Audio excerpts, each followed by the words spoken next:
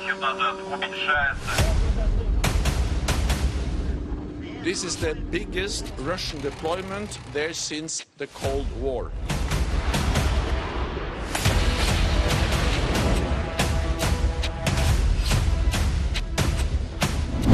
नमस्कार, स्वागत है आपका। आप देख रहे हैं जन संदेश टाइम्स और मैं कीर्ति। यूक्रेन और रूस के बीच चल रहा विवाद पिछले कई दिनों से खबरों की सुर्खियां बना हुआ है। लगातार आ रही हमले की खबरों ने भारत की भी चिंता बढ़ाई। यूक्रेन में फंसे भारतीयों को वहां तो भारतीय में उनके परिजनों को सुरक्षा की चिंता सता रही है। हालांकि रूस और यूक्रेन के बीच स्थितियां बहुत समय से खराब चल रही हैं, जिस वजह से आज थर्ड वर्ल्ड वॉर की नौबत तक आ गई। अब आपके जहन में कई तरह के सवाल आ रहे होंगे कि रूस और यूक्रेन के बीच विवाद हुआ क्यों, और हुआ तो इतना कैसे बढ़ गया, क्या वजह रही और अभी हालिया स्थिति क्या है, साथ ही इनके विवाद से भारत पर क्या असर पड़ रहा है।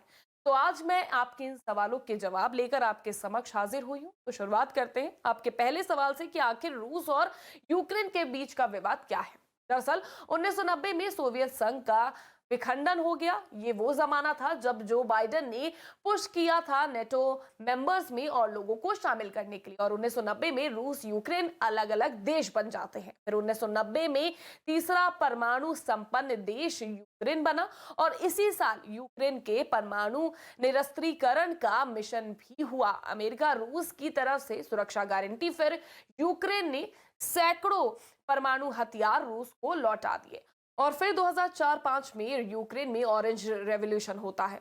फिर रूस के प्रभुत्व के खिलाफ प्रदर्शन होता है। प्रदर्शनकारियों को अमेरिका का समर्थन मिलता है और रूस समर्थक राष्ट्रपति की हार होती है और यहां से चीजें बदलना शुरू हो जाती है और फिर अमेरिका के रुख से पुतिन आग बबूला हो जाते हैं। 2014 में रूस के खिलाफ फिर से विद्रोह होता है। क्रीमिया प्रायद्वीप पर रूस का कब्जा होता है। पूर्वी डोनबास इलाके के विद्रोहियों को रूसी मदद मिलती है। 2014 में फिर यहां पर पूर्वी इलाके में रूस यूक्रेन के सैन्य टकराव की खबरें आना शुरू हो जाती हैं। फिर टकराव में 14,000 से अधिक लोगों की मौत होती है और हमले के कायम यूक्रेन में रूस के खिलाफ विरोध होता है, जो कि आज भी सड़कों पर दिखाई दे रहा है।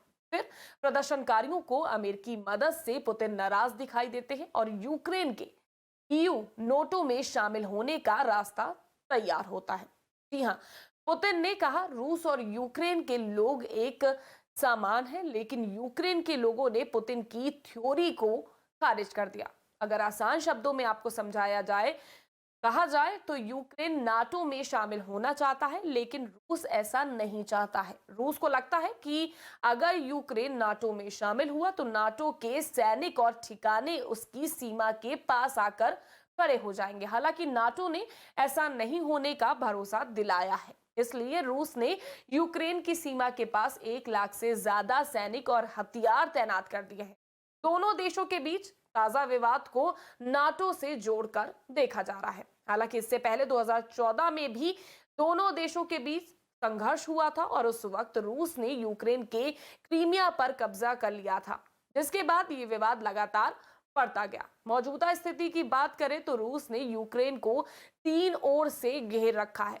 जी हाँ, उसके आसपास लगभग 1.5 लाख सैनिकों के अलावा भारी हथियार और उपकरण तैनात हैं। अब आप समझिए कि रूस और यूक्रेन के बीच विवाद ने भारत की चिंता क्यों बढ़ाई है। तो आपको इस पर भी समझा देते हैं कि भारत की चिंताएं क्यों बढ़ी हुई हैं। दरअसल यूक्रेन में करीब 18,000 भारतीय छात्र फंसे हुए हैं। इनमें से ज्यादातर वहां मेडिकल की पढ़ाई करने वाले छात्र हैं, जो वहां पर पढ़ाई करने के लिए गए हुए हैं।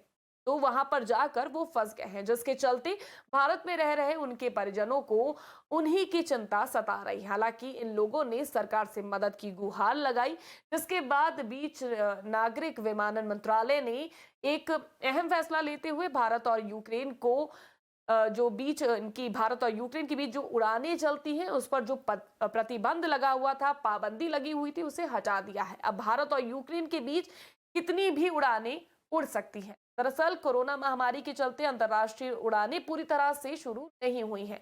अभी भी जो उड़ानें हैं वो उड़ रही हैं, लेकिन पूरी तरह से उड़ानों को उड़ाने का भी फैसला नहीं लिया गया था।